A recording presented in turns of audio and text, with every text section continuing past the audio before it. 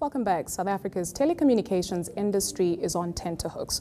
Over the next 2 months, the Independent Communications Authority of South Africa will decide on a proposed bid for a buyout of Neotel by mobile giant Vodacom. The decision will ultimately set an industry precedent. Well, joining us to discuss this further is information technology expert Arthur Goldstock. Thank you so much for your time this evening. Should Vodacom be allowed to buy Neotel?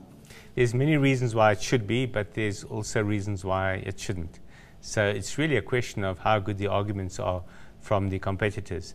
MTN, Cell C, Telkom, all are objecting to it for various reasons, some very valid reasons, but there are also very good reasons why Vodacom should be allowed to go ahead with it. And the key reason, I believe, is that Neotel hasn't really been able to change the shape of the market.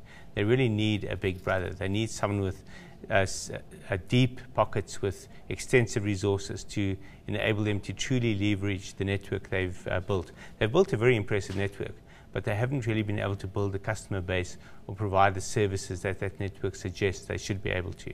And they certainly haven't affected Telkom's market share in the fixed line area to the extent that they were supposed to, that they promised to, and that they had targeted. Some say if regulatory bodies do give this the go-ahead, it'll set a precedent. What does that mean? Well, the real problem here is that it'll be an admission of failure by the regulatory bodies, because Neotel was set up as the second network operator to compete with Telkom, and the intention was to make the market more efficient by introducing this player. By allowing the merger, the authorities are saying, well, we failed to create a second network operator because now it just becomes part of one of the existing operators. So that then also opens the way, for example, for the acquisition of Cell C, which certainly is potentially on the block for acquisition by a bigger player. They don't have the profitability, they don't have the deep pockets, they have to take out massive loans or shareholder investment every time they want to do a major upgrade of the infrastructure. Whereas the two other mobile operators, MTN and Vodacom, are routinely investing between 5 and 10 billion rand a year. Cell C doesn't have the money to do that unless they go back to shareholders. So they are probably going to be then next in line, and it's almost certain that if MTN, for example, tries to buy Cell C, they'll be able to point to Vodacom being allowed to buy Neotel as the precedent that should convince the regulator. MTN has also weighed in on this opposition, but interestingly enough, they've got their sights set on Telkom. What does this mean for smaller industry players like Cell C and for the industry at large?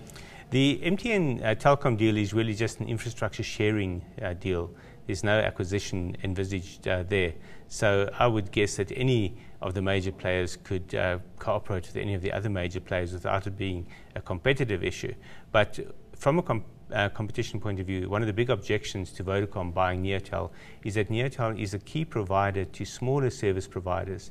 In other words, down the pipeline, you might say, of what Neotel is providing to the market, they're also providing to other providers. And there's a great fear that if Vodacom buys Neotel, that service will disappear, that they'll actually block that pipeline to the smaller providers.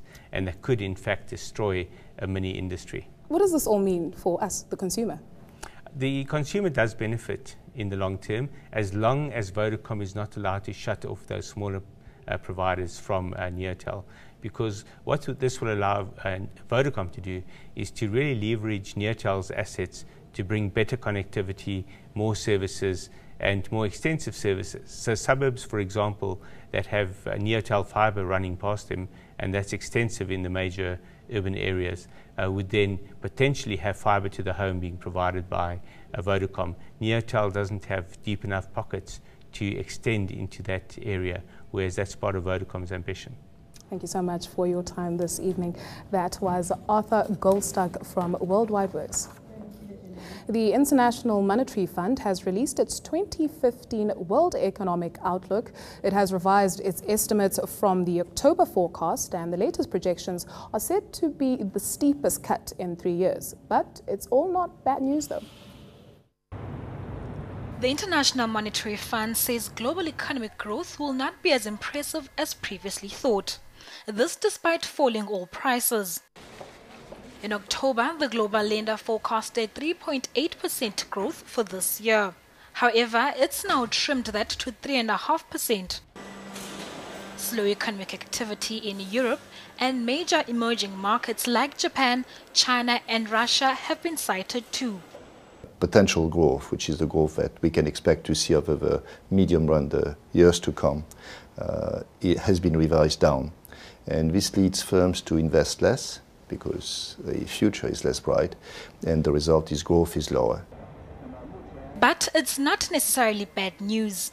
The current projection of 3.5% is still higher than last year's 3.3%. The IMF report comes a week after the World Bank released its global economic prospects for 2015. The World Bank also cut forecasts from 3.4 to 3%. But unfortunately, again, the medium run, the future doesn't look as bright, investment is weak, and so for most countries we're revising down. Not much, but down. Those countries include Africa's leading economies like Nigeria and South Africa. America was the only major economy to receive improved revisions, which climbed from 3.1 to 3.6%. Overall, the IMF is calling for adaptable policies and structural reforms to better handle future shocks. Kutaza Madoti, Johannesburg. South Africa's unemployment rate is seen as one of the highest in the world. The International Labour Organization predicts that 1 in every 4 South Africans will be jobless in 2015. The country's current unemployment stats stand at 25%. 2 other African countries, Lesotho and Mauritania, are also likely to have high rates of unemployment. The UN body predicts 204 million people worldwide will be jobless this year. Now, that number is expected to rise by a further 8 million by 2020. The ILO says unemployment is still rising 6 years after the global financial crisis. To discuss this further, we're joined via Skype from Geneva by the report's author, Eckhard Ernst. Eckhard, thank you so much for your time. Now, joblessness is on the rise, and the gap between the rich and the poor also keeps expanding. What's driving this rise in unemployment? Well, the most important reason why at the ILO we see that unemployment still continues to rise is that 6 years after the crisis, we still haven't reached a new growth path that would allow us to create sufficiently more jobs in order to bring this down. We see, as you said, for this year, 204 million job seekers worldwide. And the global growth number is just not strong enough in order to bring this number down sufficiently. Your report also points out that more than a third of employees in developing countries belong to the middle class. Is this really any comfort given the picture that you've just painted now? Well, it is still a relatively low number overall. I mean, if you talk about the middle class in emerging economies, these are still relatively poor people. They are middle class with respect to their countries. But obviously, in comparison to a developed economy, they're still consuming much less. What is a comfort is that we see a sufficient progress and important progress in terms of bringing down working poverty and bringing much more people into this middle class bracket. But obviously, in the future, we need much more growth, much more quality jobs in order to improve that situation and to bring more people into that middle class and even into higher income brackets. Eckhard, so here's the million-dollar question. How do we do that? Well, one of the things that we really need is to kind of, at least at the G20 level, and South Africa is part of that, at the G20 level, to put in place policies that generate growth, including fiscal policies that are not a barrier for growth. The other thing, and that is the most important, including in countries like South Africa, we need to encourage people getting back into the labor market, getting back into jobs. We need to implement labor market policies, make labor market reforms to encourage people to take up new opportunities. The third aspect, and that is really important, and again in a situation like South Africa, is that we need to provide young people with the right skills in order to be able to seize the new job opportunities that do exist. What's the likelihood of this happening, of bridging this gap and of creating these jobs? It's definitely not a small task. No, it's not a small task, but at the same time, as we just saw also with the US, I mean, it is possible to implement these policies. And I think especially when you look at the growth picture, the US has done its homework. They have implemented fiscal policies to promote growth. Other countries, in particular in Central Europe, and have implemented policies to promote skills among young people. I just think here about Switzerland, about Austria, even Germany, where young people get the right skills that are demanded by the labor market. And I think taking example of these professional training systems would allow other countries, including countries like South Africa, to benefit from a much lower youth employment growth rate that is currently the case. Eckhard Ernst from the International Labour Organization, thank you so much for your time. Our daily question and answer feature is coming up next. Do stay with us.